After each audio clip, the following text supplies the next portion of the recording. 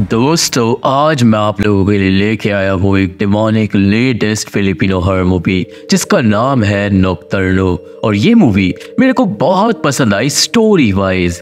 दोस्तों, फिलिपिनो में एक फोकलोर है कुमा कतोक नाम के एक डिमोनिक एंटिटी के बारे में जो लंबी और बहुत ज़्यादा डरावनी होती है। और अगर कुमा कतोक किसी के दरवाजे पे 3 बार खटखटाएगी और वो इंसान दरवाज़ा खोल देगा तो 3 दिन बाद वो एंटिटी उस इंसान को मार डालेगी। और इस मूवी की कहानी इसी फोकलोर के ऊपर बेस्ड है। जो आपको पसंद आएगी तो वीडियो को पूरा लास्ट तक देखना। चैनल पे नए हो तो अब सबसे पहले आप लोग चैनल को सब्सक्राइब कर दो और वीडियो को लाइक करना तो बिल्कुल भी मत भूलना, क्योंकि अगर आप लोग ऐसा नहीं करोगे तो कोई भी नहीं करेगा। और आपके इसी सपोर्ट की जरूरत है हमारे इस चैनल को। और अब हम बिना देर करते हुए चलते हैं सीधा नॉकटर्नो मूवी की एक डरावनी डिमोनिक कहानी की तरफ। तो ये कहानी शुरू होती है जो नाम की एक लड़की को दिखाते हुए जिसे रात के टाइम अपने घर में डर लग रहा था। उसने अपना सामान बांध रखा था और वो अब अपने घर से भागने वाली थी। उसे कुछ अजीब आवाजें भी घर में सुनाई देती है जिससे वो डर कर तुरंत भाग जाती है। जो जब अब रास्ते में थी तो उसका पीछा कोई इनविजिबल शक्ति कर रही थी और ये बात जो अच्छे से जानती थी। वो भागकर पहुंचती है मानू के पास जो उसका बॉयफ्रेंड है। मानू जो को कंफर्ट करता है और उसे ले जाता है अपने होटल में, क्योंकि मानू एक होटल का मालिक था। कमरे में जो बताती है कि कोई इसके पीछे पड़ा हुआ है, पर मानू को कुछ भी दिखाई नहीं दे रहा था। देन जो बताना स्टार्ट करती है कि मेरी माँ बचपन से हमें बताती आई है कुछ अजीब कहानियां, और शायद जो की माँ को वो कहानियां कुछ नन्स ने सुनाई थी जिनके साथ बचपन में जो की माँ रहती थी। बचपन से जो की माँ उसे सिखाती आई है कि आधी रात के बाद अगर दरवाजे पे 3 बार कोई खटखटाए तो दरवाजा मत खोलना वरना श्राप लगेगा। पर एक रात जो को सुनाई दी थी दरवाजा खटखटाने की आवाज, और उस रात जो ने फैसला करा था कि वो अपनी माँ की बात को ठुकरा कर चेक करेगी। पर जब दो ने दरवाजा खोला तो घर के बाहर कोई भी नहीं था। और उसी टाइम जो को दिखाई दी थी एक अजीब सी फिगर जिससे डरकर वो घर में छिप गई थी। और तभी जो की माँ उस पर चिल्ला पड़ी थी कि तुमने दरवाजा क्यों खोल दिया। जो अब मानू को बताती है कि ये सब 3 दिन पहले हुआ था और तब से ही उसके साथ डिमोनिक चीजें हो रही है। पर मानू अभी यकीन नहीं करता और बोलता है कि तुम्हारी माँ की कहानियां तुम्हारे सर पे चढ़ गई है। और तभी जो को हो जाती है उल्टी और उसकी तबीयत सी खराब हो जाती है। जो के लिए कुछ सामान लेने के लिए मानू पास की दुकान पे चले जाता है, वो भी जो के मना करने के बाद, क्योंकि जो जानती थी कि वो श्रापित है। एंड देन मानू के जाने के बाद जो रह जाती है अकेली। वो बाथरूम में मुंह धोने जाती है। एंड देन वो अपनी बड़ी बहन जेमी को मैसेज करती है कि तुम जहां भी हो घर आ जाओ, क्योंकि जेमी अब्रॉड रहती थी। अब तभी होटल के दरवाजे पे कोई 3 बार खटखटाता है और जो को लगता है कि वो मानू होगा। वो जाकर पीप होल से देखती है पर बाहर कोई भी नहीं था। एंड देन वो घबरा के पीछे हट जाती है, पर तभी दरवाजा फिर से कोई खटखटाता है। एंड अचानक ही कमरे में होने लगती है डिमोनिक चीजें। डर के मारे जो खुद को बाथरूम में बंद कर लेती है, पर गेट कोई पीटने लगता है। लाइट्स फूट जाती है। एंड देन एक बहुत ही ज्यादा इविल शक्ति जो को बुरी तरीके से पकड़कर मार डालती है। सीन जाता है जेमी पे जो वापस आ रही थी घर, क्योंकि उसे अपनी बहन की मौत का पता चला था और वो उदास थी क्योंकि जो ने आखिरी मैसेज जेमी को ही छोड़ा था। जेमी का घर था एक आइलैंड पे, जहाँ पे पहुंच के जेमी मिलती है अपनी माँ के भाई टीटो से जो उसे लेने के लिए आया था। अब घर ले जाते वक्त टीटो जेमी को बताता है कि जो की मौत पुलिस ने खुदकुशी बताई है, पर कुछ लोगों को शक है कि ये काम उसके बॉयफ्रेंड मानू का है। और दोस्तों, जेमी की फैमिली मानू को ज्यादा पसंद नहीं करती थी। वो लोग रास्ते में घर के पास भी रुकते हैं जहाँ पे जेमी की माँ बचपन में रहा करती थी बहुत सारी नन्स के साथ। खैर थोड़ी देर बाद वो लोग घर पहुंचते हैं और फाइनली हम लोग मिलते हैं जेमी की माँ लिलिथ से, जो उसे देखकर मुंह फेर लेती है, क्योंकि दोस्तों जेमी अपने परिवार को बहुत पहले छोड़कर चली गई थी। और रीजन ये था कि लिलिथ घर में बच्चों को अजीब कहानियां सुनाती थी अपने पति के मरने के बाद से। और जेमी का एक छोटा भाई भी था जूलियस। अब सीन जाता है जो के फ्यूनरल पे, पर जो का चेहरा देखने से पहले जेमी मिलती है जूलियस से, जो सबसे काफी नाराज था क्योंकि उसे कोई भी नहीं बता रहा था कि जो के साथ साथ क्या हुआ जो वो मर गई। जूलियस को मौत इकट्ठा करने की आदत थी और दोस्तों वो काफी डिप्रेस था अपनी बहन की मौत से। पर जूलियस की नोटबुक में जेमी को मिलती है कुछ अजीब ड्राइंग्स जो किन्हीं एंटिटीज की थी, जिससे वो समझ जाती है कि जूलियस को भी लिलिथ उल्टी सीधी कहानियां सुनाती है। जेमी जूलियस को समझाती है कि कुछ भी करना पर मम्मी की बातों पे यकीन मत करना। एंड देन जेमी जाती है लिलिथ से बात करने। दोनों बात करते हैं जो की मौत के बारे में, जहाँ पे लिलिथ बोलने लगती है कि मैंने उस लड़की को दरवाजा खोलने से मना करा था पर उसने मेरी बात नहीं मानी। और इस बात पे जेमी भड़क जाती है और बोलती है कि जो ने खुदकुशी करी क्योंकि जो लिलिथ की बेकार की कहानियों से परेशान हो गई थी। दोनों लड़ने लगते हैं और उनकी लड़ाई रुकवाता है जूलियस। एंड फिर वहां पे फ्यूनरल में आता है मानू। मानू को देखकर लिलिथ चिल्ला पड़ती है और वो उसे भगा देती है फ्यूनरल से, क्योंकि अगर उस रात मानू ने जो को अकेला ना छोड़ा होता तो शायद आज वो जिंदा होती।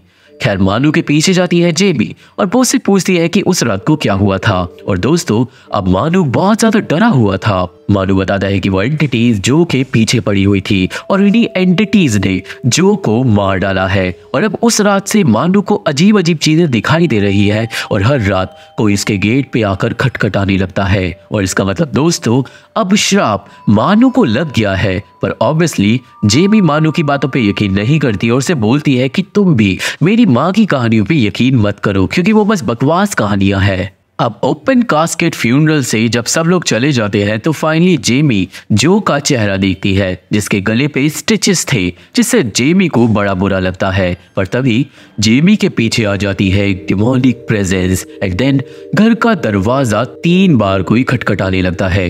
जेमी जाती है दरवाजा खोलने, पर इससे पहले वो दरवाजा खोल पाती वहां पे आ जाती है लिलिथ और वो बोलती है कि दरवाजा मत खोलना। पर जेमी अपनी माँ की बात नहीं सुनती और दरवाजा खोलती है। पर इस बार लकीली दरवाजे के बाहर था टीटो जो खाना लाया था।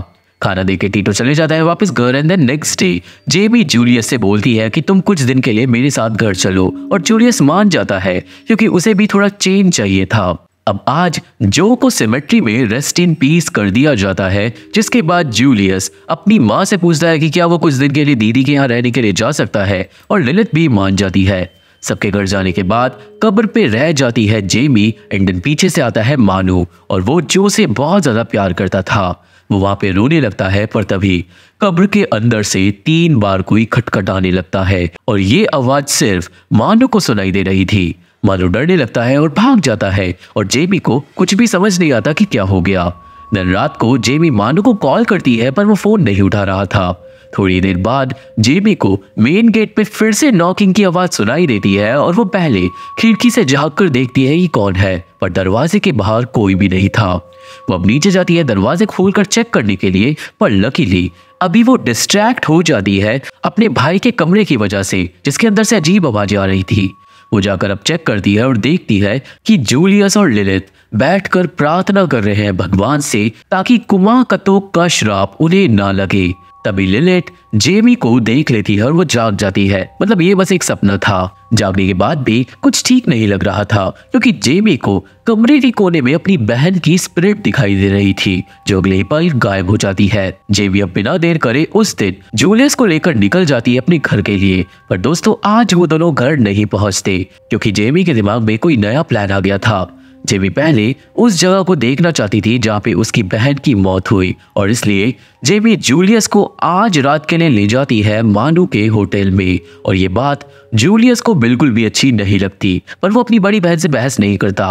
वो दोनों होटल में चेक इन करते हैं और जाकर सेटल डाउन होते हैं, जिसके बाद जेमी जूलियस को बताती है कि उन दोनों की माँ के साथ क्या पंगा है। असल में दोस्तों जब लिलिथ के पेट में जूलियस था तो लिलिथ का पति उसे छोड़ना चाहता था, जिससे दोनों में लड़ाई हो गई थी। एंड देन अगले दिन लिलिथ के पति की लाश पास की नदी में मिली थी। पुलिस ने बोला था कि वो एक खुदकुशी है, पर लिलिथ की माँ अपनी बेटियों को बताया करती थी कि उनके पापा ने कुमाकतोक के लिए दरवाजा खोल दिया था और इसलिए वो मारा गया और उसी वजह से कुमाकतोक का श्राप अब उनके परिवार पे लगा हुआ है। लिलिथ अपने पति की मौत के बाद से डेली कुमाकतोक की कहानी अपने बच्चों को सुनाती थी ताकि कोई दरवाजा ना खोले। पर जेमी के हिसाब से लिलिथ ने ऐसा इसलिए किया ताकि उसे यकीन ना करना पड़े कि उसके पति ने खुदकुशी करी थी।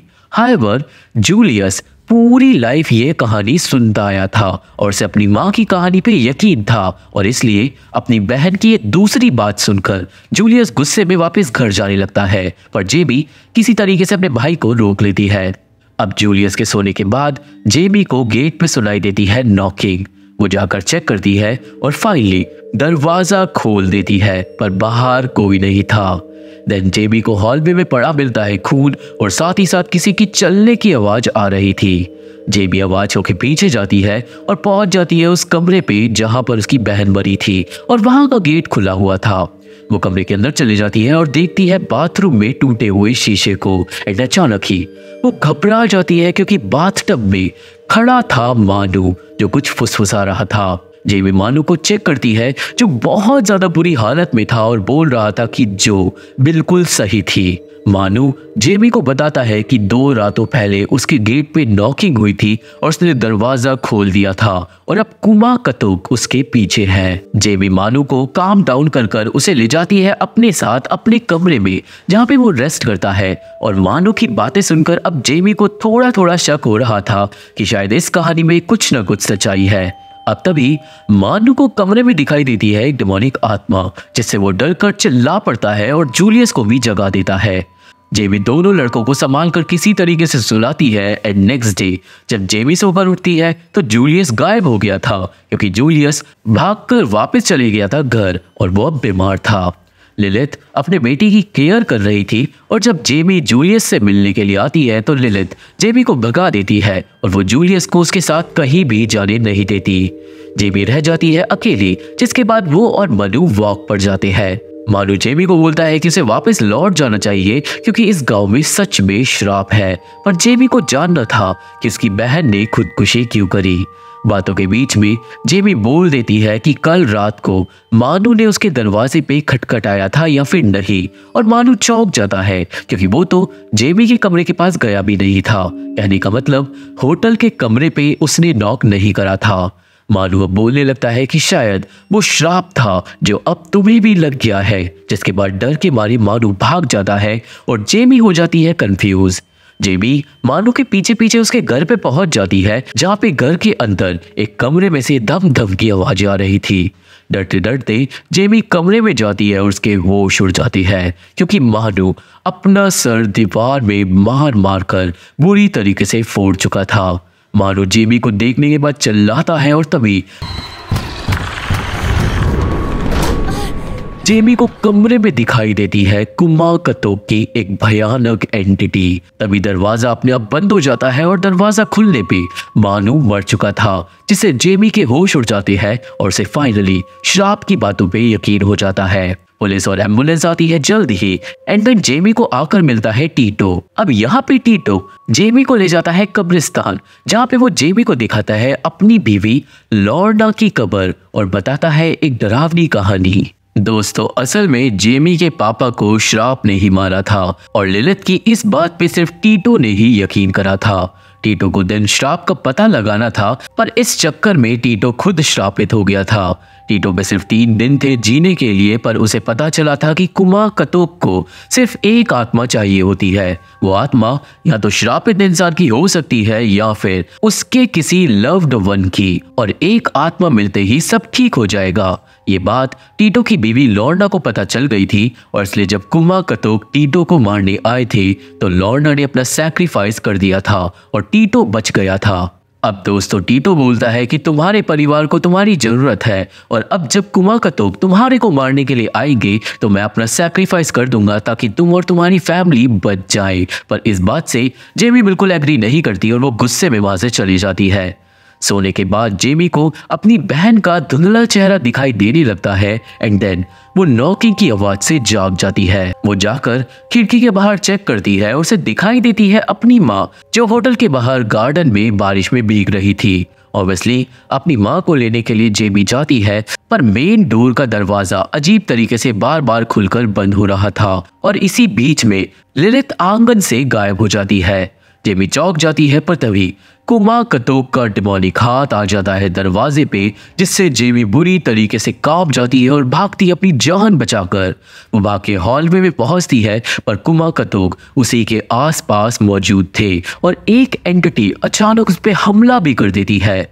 जेमी भागकर अपने आप को कमरे में लॉक कर लेती है, पर अब गेट बहुत तेज तेज पिटने लगता है और बिल्कुल अपनी बहन की तरह जेमी होटल के बाथरूम में छिप जाती है और वहीं पे पूरी रात डरते डरते बैठी रहती है। अब यहाँ से सीन जाता है जूलियस पे, जिसका एक मौत डब्बे से निकलकर उड़ जाता है। मौत के पीछे पीछे जूलियस पहुंच जाता है बेसमेंट में, जहाँ पे उसको कोई प्रेजेंस फील होती है। एंड देन वहां आ जाती है जेमी। जेमी जूलियस को अपने साथ ले जाने के लिए आई थी श्रापित घर से दूर, पर तभी कैंडल्स बुझ जाती है एंड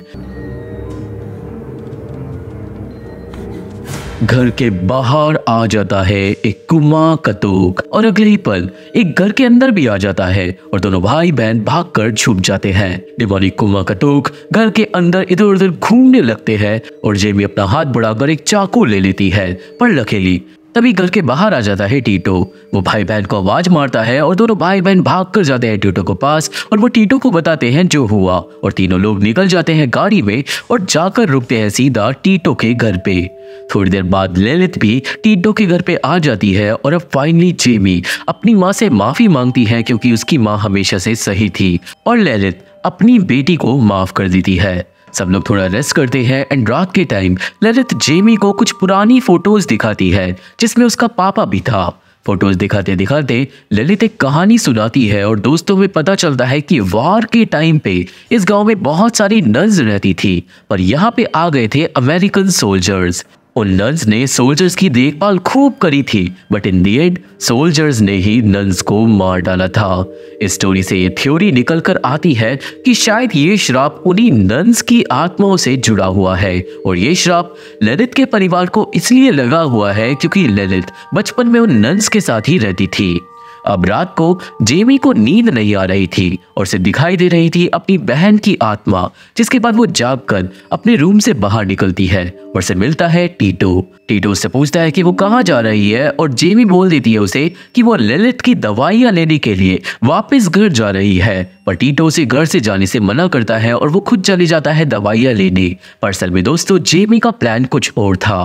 वो घर से निकलकर असल में जा रही थी उस जगह पर जहाँ पे उसकी माँ नन्स के साथ रहती थी, ताकि श्राप के बारे में कुछ पता चल सके। अब टीटो के जाने के बाद जेमी पहुंच जाती है उस घर पे जो पूरी तरीके से खंडर था, और उस घर के अंदर एक जगह जेमी को मिलती है जमीन पे बहुत सारी कैंडल्स और साथ ही साथ दीवार पे लिखा हुआ था वो एंटर नहीं कर सकते। ये पढ़कर जेमी को लगता है कि शायद इस जगह पे कुमा कतोक एंटर कर नहीं पाएंगे, और उसे छत से टंगे हुए बहुत सारे क्रॉसेस भी मिलते हैं। पर तभी वहां पे पहुंच जाती है ललित, जो अपनी बेटी का पीछे करते करते यहाँ पे आ गई थी। जेमी अपनी माँ को बताती है कि शायद इस जगह पे वो एंटिटीज नहीं आ पाएंगी, पर ललित समझाती है कि दुनिया में ऐसी कोई सेफ जगह नहीं है जहाँ पे कुमा कतोक ना आ पाए, और अब जेमी पे सिर्फ एक दिन बचा है। और तभी वहां पे एंटर करता है कुमा कतोक, जिसके डिमोनिक रूप को देखकर माँ और बेटी भागते हैं।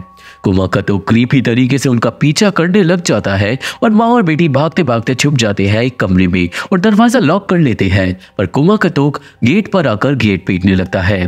तुरंत जेमी अब एक खिड़की तोड़ देती है और ललित को बोलती है भागने के लिए, पर ललित अपनी बेटी को पहली खिड़की से बाहर निकलवा देती है। एंड देन वो जानबूझकर पीछे रह जाती है, क्योंकि दोस्तों ललित फैसला कर लेती है कि वो अपनी बेटी के लिए खुद का सैक्रिफाइस कर देगी ताकि जेमी बच जाए।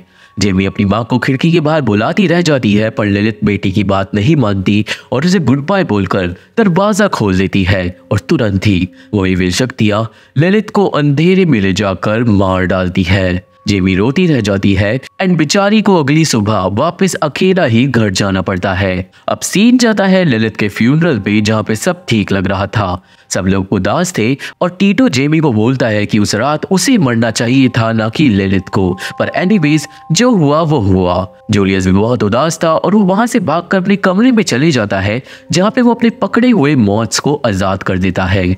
जेबी आके जूलियस से बात करती है और वो उसे दिलासा देती है कि जब वो लोग शहर जाकर रहने लगेंगे तो सब कुछ ठीक हो जाएगा और शायद उन दोनों को एक नई शुरुआत की ही जरूरत है। अब आज रात भाई बहन की आखिरी रात थी इस घर में और टीटू जा रहा था हॉस्पिटल ललित का डेथ सर्टिफिकेट लेने के लिए। पर जाते जाते वो एक बात सोचता है। असल में दोस्तों टीटू को ये नहीं समझ आ रहा था कि कुमा कतोक जेमी के पीछे क्यों लग गए। यहाँ पे हमें पता चलता है कि ये श्राप फैलता कैसे है। असल में दोस्तों अगर एक बंदा श्राप से मर जाए तो ये श्राप अपना अगला शिकार उसे बनाता है जिसने मरने वाले इंसान से आखिरी बार बात करी हो। खैर जब जो मरी तो श्राप लगा मानू को और इसलिए वो मारा गया। पर हम लोग ये अच्छे से जानते हैं कि जेमी को खटखटाने की आवाज उसी दिन से सुनाई देने लगी थी जब से वो आइलैंड पे आई थी। तो शायद दोस्तों जेमी के परिवार का इस श्राप से शायद कुछ और ताल्लुक है जो जरूर ललित के बचपन से जुड़ा हुआ होगा। पर यह मिस्ट्री मूवी में सॉल्व नहीं करी गई। हो सकता है बचपन में ललित को ये श्राप लग गया हो पर उसने जानबूझकर दरवाजा बचपन से ही ना खोला हो, जिसकी वजह से जब ललित के 3 बच्चे पैदा हुए तो तीनों ही श्रापित पैदा हुए। और शायद इसी वजह से ललित कहानी सुनाया करती थी अपने बच्चों को ताकि वो दरवाजा न खोले। ये बस मेरी थ्योरी है और आप लोग अपनी थ्योरी कमेंट में बताना। अब एंड में जेमी जाती है घर और वो अपनी माँ की लाश पे रोती है। पर तभी फोन आता है और दूसरी तरफ जूलियस की नींद खुल जाती है क्योंकि खिड़की के बाहर कुछ हो रहा था और वो जाकर चेक करता है।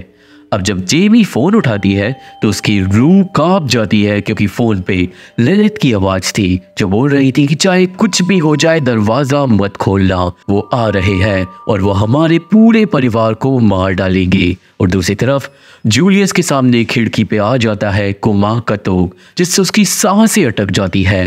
अब नीचे फोन कट हो जाता है और मेन दरवाजे पे होने लगती है खटखट।